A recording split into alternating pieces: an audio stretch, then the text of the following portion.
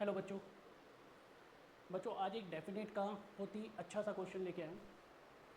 -Pi to pi limit है cos x upon 1 plus e की power x। इसका integration हम कैसे करेंगे? इसी में डेफिनेट की प्रॉपर्टीज़ का यूज़ होता है। सबसे पहले इन दोनों का सम करो, 0। कोई भी डेफिनेट का क्वेश्चन हो उसको आई लेके किया जाता है। -Pi to pi cos 0 minus x upon 1 plus e की पावर 0 माइनस एक्स। जो मैंने प्रॉपर्टी यूज़ की है वो की है A to B f x d x equal to A to B f of A plus B minus x d x. तो A plus B अगर आप करेंगे, ए मतलब lower limit, B means upper limit. Upper plus lower जब आपने add की, -pi plus pi आपका 0 आ जाता है। तो आपने 0 माइनस एक्स, 0 माइनस एक्स, जहाँ जहाँ एक्स की वैल्यू थी वहाँ वहाँ आपने 0 माइनस एक्स पुट कर दिया। तो ये बन गया आपका -pi to pi cos 0 minus theta. 0 minus theta fourth quadrant में लाई करता है। फोर्थ क्वाड्रेंट में कॉस एक्स पॉजिटिव होता है, तो इसलिए वैल्यू देगा cos x upon 1 plus e की पावर माइनस एक्स, जिसको हम लिख सकते हैं -pi to pi cos x upon 1 plus 1 by e x I equal to -pi to pi cos x upon e x plus 1। ये e x denominator से numerator में आ जाएगा।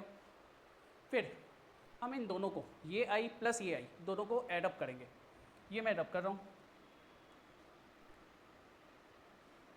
जब आप इन दोनों को ऐड करते हो आपका आ जाता है 2i equal to -pi to pi e x cos x upon e x plus 1। अब क्योंकि इनकी लिमिट सेम है तो ये फंक्शन एक ही लिमिट के अंदर आ जाएंगे, cos x upon e x plus 1 d x. 2i equal to -pi to pi cos x common ले लो, e x plus 1 upon e x plus 1 d x. ये ई एक्स से ई एक्स कैंसिल हो जाएगा। अब आपका बच गया 2i equal to -pi to pi cos x d x. आप चाहो तो यहाँ इंटीग्रेट कर सकते हो, चाहो तो यहाँ एक और प्रॉपर्टी का यूज़ कर सकते हो कि अगर आप इसको देखते हो, प्रॉपर्टी है अगर -a टू a होता है एफ एक्स डी एक्स, तो हम हमेशा इसमें चेकिंग करते हैं x की जगह -x डाल के कि या तो वो एफ एक्स के इक्वल है या वो माइनस ऑफ एफ एक्स के इक्वल है। अगर वो एफ एक्स के इक्वल है वो इवन फंक्शन कहलाता है, उसमें twice of limit 0 to a f x d x हो जाता है। और ये अगर माइनस ऑफ एफ एक्स के इक्वल है तो वो ऑड फंक्शन कहलाता है, -a to a f x d x आपका सीधा सीधा 0 हो जाता है।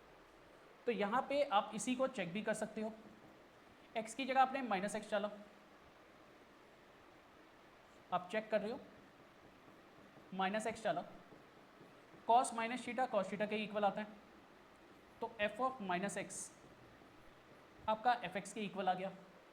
जब fx के इक्वल आ जाता है तो आपको प्रॉपर्टी यूज़ करनी है ट्वाइस ऑफ। ये प्रॉपर्टी आपने यहाँ यूज़ कर दी, 2i equal to twice of 0 to pi cos x dx।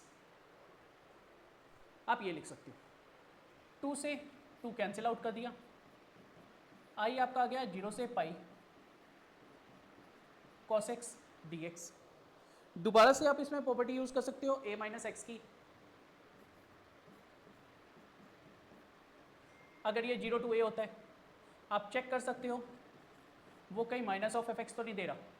अगर वो माइनस ऑफ एफ एक्स थी तो आपका इंटीग्रेशन सीधा सीधा 0 हो जाता है। तो हमने इसमें प्रॉपर्टी पुट करके देखा, कॉस ए इसका पाई है, कॉस पाई माइनस एक्स किया, वो दे रहा है माइनस कॉस एक्स, यानी f of a minus x equal to minus of f x है। तो इसका इंटीग्रेशन आपका आ जाएगा 0। आप इस तरह से प्रॉपर्टीज़ के क्वेश्चन को सॉल्व कर सकते हो।